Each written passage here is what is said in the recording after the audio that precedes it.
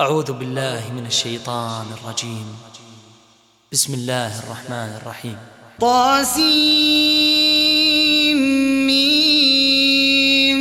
تلك آيات الكتاب المبين نتلو عليك من نبأ موسى وفرعون بالحق لقوم يؤمنون إن فرعون علا في الأرض وجعل أهلها شيعا يستضعف طائفة منهم يذبح أبناءهم ويستحيي نساءهم إنه كان من المفسدين ونريد أن نمن على الذين استضعفوا في الأرض ونجعلهم أئمة ونجعلهم الوارثين ونمكن لهم في الأرض ونري فرعون وهامان وجنودهما منهم ما كانوا يحذرون وأوحينا إلى أم موسى أن أرضعيه فإذا خفت عليه فألقيه في اليم ولا تخافي ولا تحزني إنا رادوه إليك وجاعلوه من المرسلين فالتقطه آل فرعون ليكون لهم عدوا وحزنا إن فرعون وهامان وجنودهما كانوا خاطئين وقالت امرأة فرعون قرة عين لي ولك لا تقتلوه عسى أن ينفعنا أو نتخذه ولدا وهم لا يشعرون وأصبح فؤاد أم موسى فارغا إن كادت لتبدي به لولا أن ربطنا على قلبها لتكون من المؤمنين وقالت لأخته قصيه فبصرت به عن جنب وهم لا يشعرون وحرمنا عليه المراضع من قبل فقالت هل أدلكم على أهل بيت يكفلونه لكم وهم له ناصحون فرددناه إلى أمه كي تقر عينها ولا تحزن ولتعلم أن وعد الله حق ولكن أكثرهم لا يعلمون ولما بلغ أشده واستوى آتيناه حكما وعلما وكذلك نجزي المحسنين ودخل المدينة على حين غفلة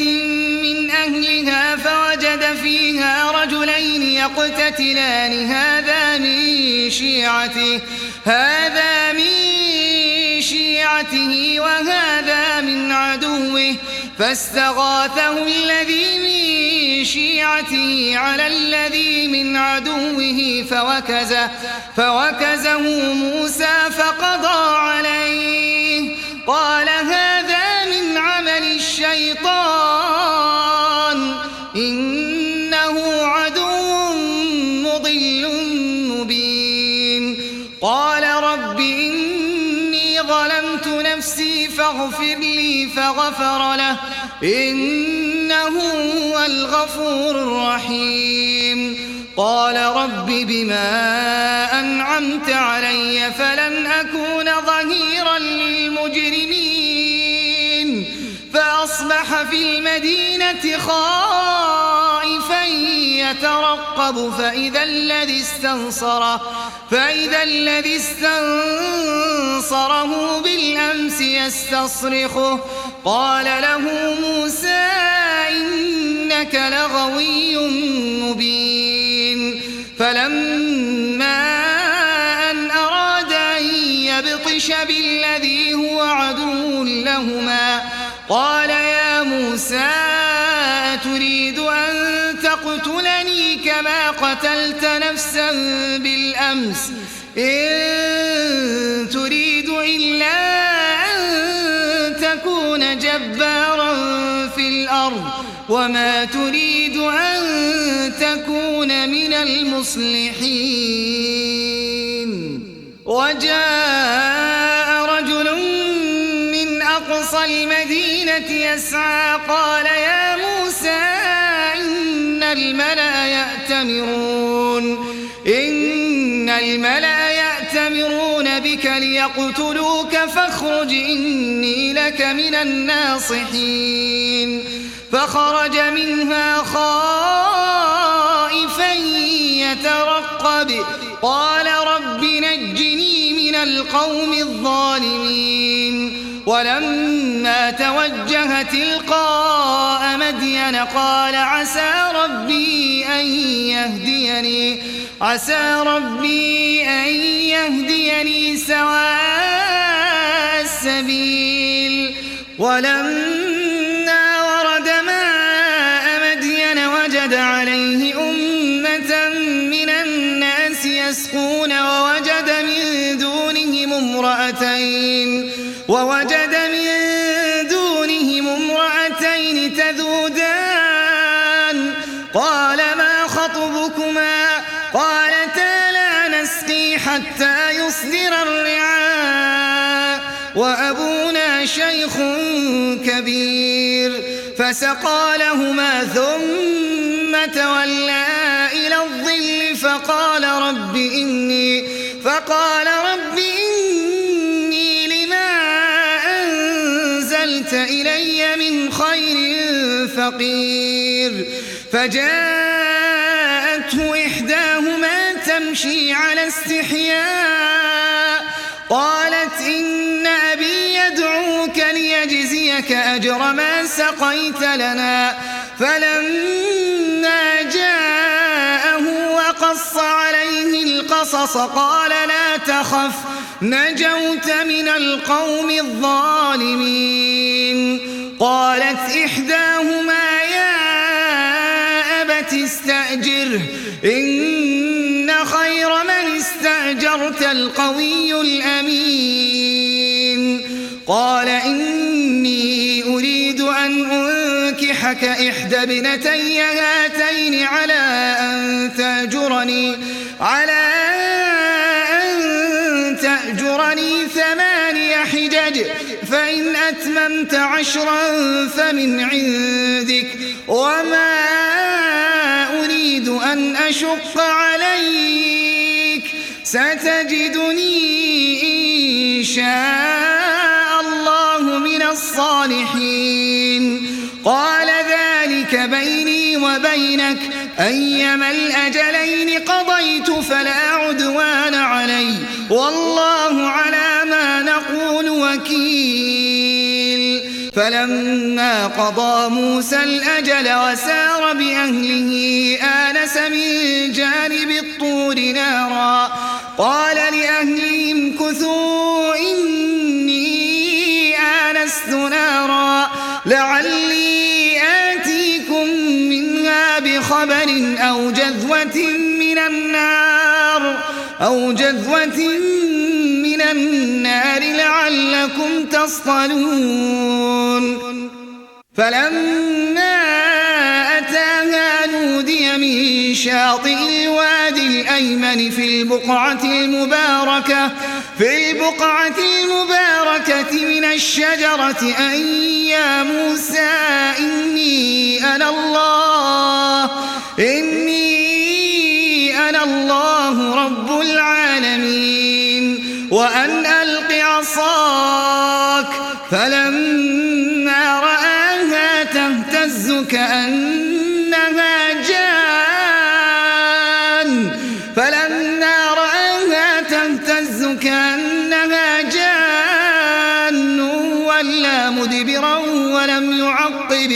يا موسى أقبل ولا تخف إنك من الآمنين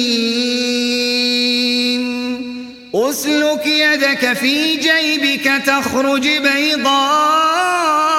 من غير سوء واضمم إليك جناحك من الرهب فذلك برهانان من ربك إلى فرعون وملئه إنهم كانوا قوما فاسقين قال رب إني قتلت منهم نفسا فأخاف أن يقتلون وأخي هارون هو أفصح مني لسانا فأرسله معي يرد أن يصدقني إني أخاف أن يكذبون قال سنشد عضدك بأخيك ونجعل لكما سلطانا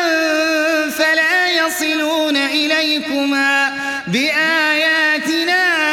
أنتما ومن اتبعكما الغالبون فلما جاءهم موسى بآياتنا بينات قالوا ما هذا إلا سحر مفترى وما سمعنا بهذا في آبائنا الأولين وقال موسى ربي أعلم بمن جاء بالهدى من عنده ومن تكون له عاقبة الدار إنه لا يفلح الظالمون وقال فرعون يا أيها الملأ ما علمت لكم من إله غيري فأوقد لي يا هامان على الطين فاجعل لي صرحا لعلي أطلع إلى إله موسى وإني لأظنه من الكاذبين واستكبر هو وجنوده في الأرض بغير الحق وظنوا أنهم إلينا لا يرجعون فأخذناه وجنوده فنبذناهم في اليم فانظر كيف كان عاقبة الظالمين وجعلناهم أئمة يدعون إلى النار ويوم القيامة لا ينصرون وأتبعناهم في هذه الدنيا لعنة ويوم القيامة هم من المقبوحين ولقد آتينا موسى الكتاب من بعد ما أهلكنا القرون الأولى بصائر للناس وهدى ورحمة لعلهم يتذكرون وما كنت بجانب الغربي إذ قضينا إلى موسى الأمر وما كنت من الشاهدين ولكننا أنشأنا قرونا فتطاول عليهم العمر وما كنت ثاويا في أهل مدين تتلو عليهم آياتنا ولكننا كنا مرسلين وما كنت بجانب الطور إذ نادينا ولكن رحمة من ربك لتنذر قوما ما أتاهم من نذير من قبلك لعلهم يتذكرون ولولا أن تصيبهم مصيبة بما قدمت أيديهم فيقولوا ربنا لولا أرسلت إلينا رسولا فنتبع آياتك ونكون من المؤمنين. فلما جاءهم الحق من عندنا قالوا لولا أوتي مثل ما أوتي موسى أولم يكفروا بما أوتي موسى من قبل قالوا سحران تظاهرا وقالوا إنا بكل كافرون. قل فأتوا بكتاب من عند الله هو أهدى منهما أتبعه إن كنتم صادقين. فإن لم يستجيبوا لك فاعلم أنما يتبعون أهواءهم ومن أضل ممن اتبع هواه بغير هدى من الله إن الله لا يهدي القوم الظالمين. ولقد وصلنا لهم القول لعلهم يتذكرون. الذين آتيناهم الكتاب من قبله هم به يؤمنون وإذا يتلى عليهم قالوا آمنا به إنه الحق من ربنا إنا كنا من قبله مسلمين. أولئك يؤتون أجرهم مرتين بما صبروا ويدرؤون بالحسنة السيئة ومما رزقناهم ينفقون. وإذا سمعوا اللغو أعرضوا عنه وقالوا لنا أعمالنا ولكم أعمالكم سلام عليكم لا نبتغي الجاهلين إنك لا تهدي من أحببت ولكن الله يهدي من يشاء وهو أعلم بالمهتدين. وقالوا إن نتبع الهدى معك نتخطف من أرضنا أولم نمكن لهم حرما آمنا يجبى إليه ثمرات كل شيء رزقا من لدنا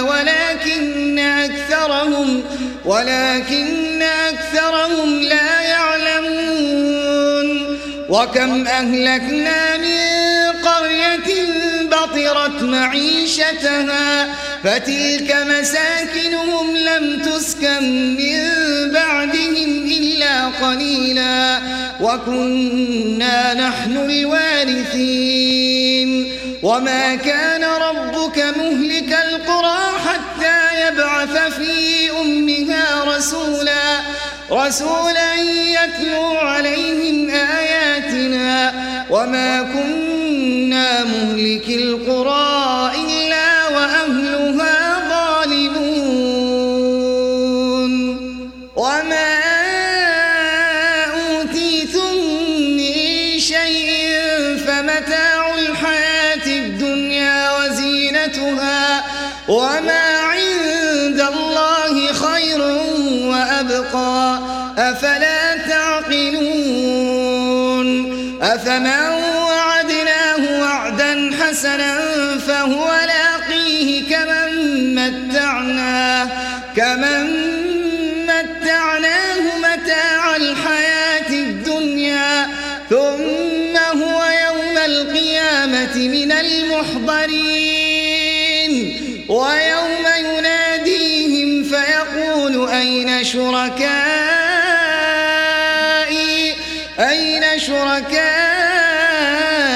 الذين كنتم تزعمون. قال الذين حق عليهم القول ربنا ربنا هؤلاء الذين أغويناهم كما غوينا تبرأنا إليك ما كانوا إيانا يعبدون وقيل ادعوا شركاءكم فدعوهم فلم يستجيبوا لهم ورأوا العذاب لو أنهم كانوا يهتدون ويوم يناديهم فيقول ماذا أجبتم المرسلين فعميت عليهم الأنباء يومئذ فهم لا يتساءلون فأما من تاب وآمن وعمل صالحا فعسى أن يكون من المفلحين وربك يخلق ما يشاء ويختار ما كان لهم الخيرة سبحان الله وتعالى عما يشركون وربك يعلم ما تكن صدورهم وما يعلنون وهو الله لا إله إلا هو له الحمد في الأولى والآخرة وله الحكم وإليه ترجعون قل أرأيتم إن جعل الله عليكم الليل سرمدا إلى يوم القيامة من إله غير الله يأتيكم بضياء أفلا تسمعون قل أرأيتم إن جعل الله عليكم النهار سرمدا إلى يوم القيامة من إله غير الله يأتيكم بليل تسكنون فيه أفلا تبصرون ومن رحمته جعل لكم الليل والنهار لتسكنوا فيه ولتبتغوا من فضله ولعلكم تشكرون ويوم يناديهم فيقول أين شركائي الذين كنتم تزعمون ونزعنا من كل أمة شهيدا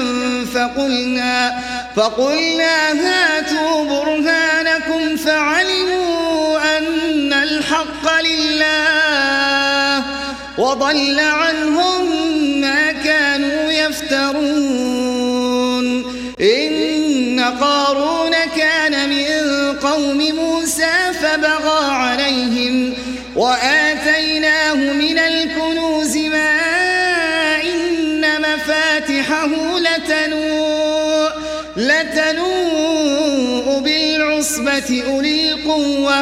إذ قال له قومه لا تفرح إن الله لا يحب الفرحين وابتغ فيما آتاك الله الدار الآخرة ولا تنس نصيبك من الدنيا وأحسن كما أحسن الله إليك ولا تبغ الفساد في الأرض إن الله لا يحب المفسدين قال إنما أوتيته على علم عندي أولم يعلم أن الله قد أهلك من قبله من القرون من هو أشد منه قوة وأكثر جمعا ولا يسأل عن ذنوبهم المجرمون فخرج على قومه في زينته قال الذين يريدون الحياة الدنيا يا ليت لنا مثل ما أوتي قارون إنه لذو حظ عظيم. وقال الذين أوتوا العلم ويلكم ثواب الله خير لمن آمن وعمل صالحا ولا يلقاها إلا الصابرون. فخسفنا به وبداره الأرض فما كان له من فئة ينصرونه من دون الله وما كان من المنتصرين. وأصبح الذين تمنوا مكانه بالأمس يقولون ويكأن الله يبسط الرزق لمن يشاء من عباده ويقدر لولا أن الله علينا لخسف بنا ويكأنه لا يفلح الكافرون. تلك الدار الآخرة نجعلها للذين لا يريدون علوا في الأرض ولا فسادا والعاقبة للمتقين. من جاء بالحسنة فله خير منها ومن جاء بالسيئة فلا يجزى الذين عملوا السيئات إلا ما كانوا يعملون. إن الذي فرض عليك القرآن لرادك إلى معاد قل ربي أعلم من جاء بالهدى ومن هو في ضلال مبين. وما كنت ترجو أن يلقى إليك الكتاب إلا رحمة من ربك فلا تكونن ظهيرا للكافرين. ولا يصدنك عن آيات الله بعد إذ أنزلت إليك وادع إلى ربك ولا تكونن من المشركين. ولا تدع مع الله إلها آخر لا إله إلا هو كل شيء هالك إلا وجهه له الحكم وإليه ترجعون.